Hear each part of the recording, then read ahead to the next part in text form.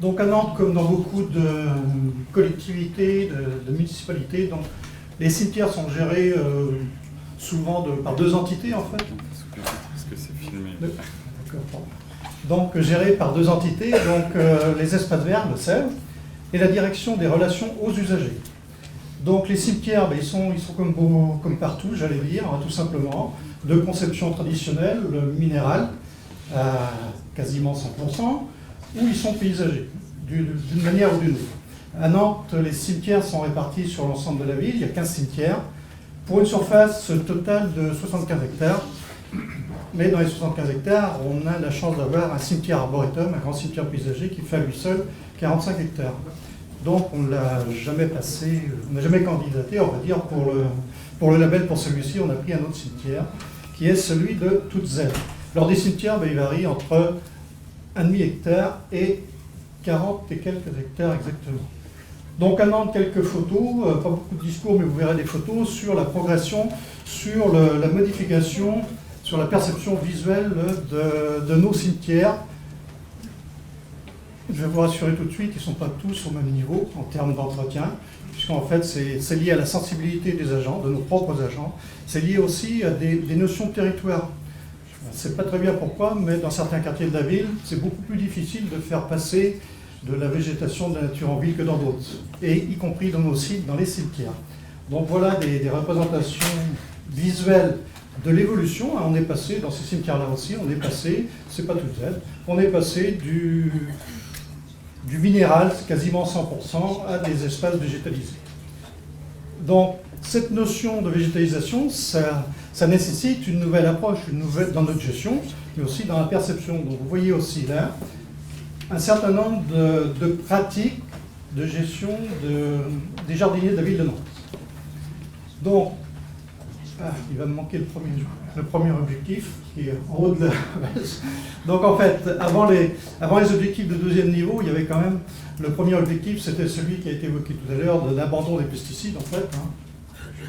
Et puis, quelque part, de la notion de préserver la santé humaine pour le deuxième objectif, deuxième niveau, et puis la notion de nature en ville et de biodiversité, puisque ça, c'est ce qu'on retrouve comme fil conducteur sur l'ensemble de nos espaces verts qu'on a gérés à Nantes. 1080 hectares sur un territoire de 6500 hectares au niveau de la ville. Pour, si vous aimez les chiffres, pour à peine 300 jardiniers sur le terrain. Mais après, il faut savoir aussi ce qu'on y met derrière, puisqu'on a un certain nombre de pratiques qui peuvent être différentes en fonction des collectivités. Donc voilà, Toutes Z, ce qui a changé principalement, c'est bien l'aspect visuel. D'abord le travail des jardiniers, évidemment, la perception des usagers, et puis la notion d'installation volontaire ou non. C'est-à-dire, quand je dis ou non, c'est la végétation spontanée qui a repris place dans ce genre de cimetière. Et donc ça, on a le panel général de la végétation spontanée et de la végétation un petit peu provoquée dans notre cadre. Donc là, vous voyez un certain nombre de choses. On a parlé d'abeilles tout à l'heure, de plantes spontanées sur la gauche en haut, de plantes introduites. Alors on a introduit aussi des vivaces, on a fait des tests, parce qu'on aime bien faire des tests pour voir ce qui est concluant ou pas d'ailleurs, en fonction de l'usage qu'il en est fait. Et donc on a un mix sur ce cimetière-là qui fait quand même, je ne vous l'ai pas dit, mais qui fait 1,7 hectare, c'est pas le plus grand. On en a un certain nombre comme ça qui sont identiques, on va dire, ou similaires à celui qui est présenté ici. Donc vous voyez un petit peu de tout. À droite, vous voyez des pelouses plutôt de trèfle, puisqu'on parlait d'abeilles tout à l'heure. En l'occurrence ici, les quelques fauches que l'on va faire dans l'année, vous voyez que ça repart en circuit court, directement en paillage sur le côté. Vous voyez ici le résultat. Et puis quelques plantes plus horticoles autour du columbarium, sur des grands massifs de périphérie, puisqu'il y a une ceinture aussi de murs en pierre sèche, avec un massif végétalisé tout le tour, alors arbustes, vivaces, des choses que l'on récupère, entre guillemets, sur le parc du Grand Blotreau, qui est juste à côté, qui est aussi un site labellisé. Alors, quand on a dit ça, on a quand même quelques petits points qui sont plus difficiles à gérer. Vous avez vu qu'on était plutôt dans une gestion plutôt assez assez light auparavant.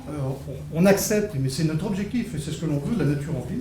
Donc on accepte un certain nombre de choses, vous l'avez vu sur les photos précédentes. Par contre, quand arrive le 1er novembre, quelque part, on a pris la décision de faire un petit peu plus d'entretien, d'être un petit peu plus intensif. C'est ce que vous voyez sur la photo de droite en bas, sur le dégagement des monuments, des tombes sur la partie gauche. Parce qu'on sait aussi que c'est une période où les familles viennent, il y a une fréquentation beaucoup plus importante, donc on veut les mettre dans une situation quand même d'accueil un petit peu plus favorable. Alors, dans les autres problématiques, on a aussi la gestion des plantes invasives. Alors, dans les cimetières, il y en a quelques-unes qui sont un peu pénalisantes, notamment chez les ligneux. Là, c'est plutôt un arbrisseau, c'est du buddleia, mais on a quand même aussi des saules, un certain nombre de choses, des bouleaux, quelques conifères des fois qui passent des voisins chez nous. Donc ça, c'est un peu compliqué. Donc vous voyez qu'il y a à gauche, c'est le genre de végétal qu'on va laisser faire et on va juste le maîtriser. Alors là où on est un petit peu plus embêté, c'est quand ces mêmes végétaux sont sur les espaces dits concédés, où on ne peut pas aller enterrer. On ne peut pas aller, puisqu'en fait, il y a une concession qui est faite à une famille donnée, donc on ne peut pas aller entretenir le végétal. Donc là, c'est plus compliqué. Donc on conserve. La partie droite en bas, l'autre problématique, c'est quand il y a des inhumations, quand il y a besoin de réouvrir, de modifier, changer le monument, enfin bref, il y a toujours besoin de place à côté. Et donc c'est bien que notre végétalisation, elle en prend un coup. Donc on se retrouve avec des espaces faits par le poseur du monument ensablés. Donc là, la végétation spontanée va reprendre le dessus assez rapidement en fait. Mais ça reste malgré tout une problématique par rapport à notre objectif initial. On a aussi sur la photo de droite en haut, oui, on est dans un regard d'eau pluviale. Donc d'un point de vue diversité végétale, c'est intéressant parce que dans ce regard, il y avait 5 fougères différentes. Donc c'est très intéressant pour la diversité végétale. La biodiversité, on va dire peut-être aussi quand il s'agit de l'habitat. Par contre, où c'est beaucoup plus problématique, c'est que ça encombre le réseau d'évacuation d'eau. Donc ça, à nous de trouver le meilleur compromis. Donc c'est du cas par cas. Et là, ce sont les agents de terrain, effectivement, qui vont faire le nécessaire pour maîtriser au mieux et faire en sorte que l'eau puisse s'écouler. Alors, ça a été dit dans les présentations précédentes, eh bien pour faire en sorte de voir si on est dans la bonne direction, si les mesures qu'on a mises en place, elles vont apporter quelque chose, on passe par des inventaires, tout simplement. Inventaire floristique avec un botaniste qui travaille au Sèvres. Donc ça, c'est suivi très régulièrement. Les collègues font aussi des comptages papillons via le procédé Propal. Alors, je ne sais pas si ça parle à certains. Même chose aussi avec les vers de terre, un autre procédé. Donc autant on peut vous dire quand même que sur les papillons, les relevés floristiques, on a une courbe plutôt ascendante. Autant sur les vers de terre, on a des difficultés à avoir une amélioration. Donc on imagine qu'il faudra un petit peu plus de temps. Et puis après, donc on laisse des espaces effectivement pour la préservation de type, ce que vous voyez sur la gauche, petit tas de bois auprès des murets en pierre sèche, puisqu'on a pas mal d'abeilles sauvages également, au-delà des ruchers qui ont été mis en place sur le site aussi. Un travail avec les apiculteurs locaux. Ici, les ruches ne nous appartiennent pas, mais c'est pour dire qu'on peut effectivement accueillir aussi pas mal de faunes différentes. Un tout petit peu de communication, comme partout, et on n'en fait jamais assez en fait, à la fois sur site, à la fois via un flyer, via des réunions, si on le disait au tout début, avec la DRU, le service des relations publiques, aux usagers, pardon. Donc, on participe assez régulièrement à des articles de presse et autres. Et puis, le dernier moyen de communication, en fait, il ne nous appartient pas, mais il est issu d'un ouvrage qui est sorti, Funérailles écologiques, il y a très peu de temps, dans lequel il est fait état de plusieurs cimetières nantais, entre autres, dont celui-ci. Alors ça, cette diapo-là, un peu comme Christian, le collègue de Rennes, juste pour dire quand même qu'en fonction des objectifs, des choix qu'on a fait initialement, on va avoir un temps travaillé qui va être celui qu'on veut bien se donner, en fait. C'est surtout ça. Donc nous, nos objectifs, vous l'avez vu, santé des agents, biodiversité, nature en ville, tout ce que vous pouvez imaginer. On est passé quand même par des phases un petit peu... Alors les chiffres ici, ils ne sont pas reproductifs forcément chez les uns, chez les autres, en fait. Nous, on a des cimetières qui ne sont pas du tout au même ratio au mètre carré, au final, en termes d'entretien. Donc ici, pour dire que tout simplement, nos temps de gestion, ils ont évolué en fonction de ce que l'on souhaite obtenir. De 2000 à 2005, on était en désherbage manuel et chimique, on avait les deux. On avait une moyenne d'heures sur les années travaillées, là, de 700 heures par an, toutes prestations confondues, y compris les tailles des végétaux et autres.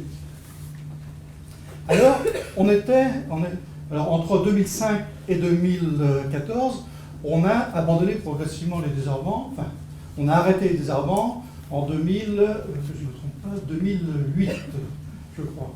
2008 ou 2009, mais ça doit être 2008. Donc, on est passé, en parallèle, on est passé à des travaux encore manuels et encore mécaniques, en attendant quelque part. Et sur cette période-là, 2012-2013, on mettait aussi des nouveaux aménagements en place, y compris de la végétation. Toute notre végétation, elle n'est pas spontanée. Donc, vous avez vu, on a semé des trèfles, on a fait des choses comme ça. Donc en 2013, on était à 895 heures sur cet exercice-là.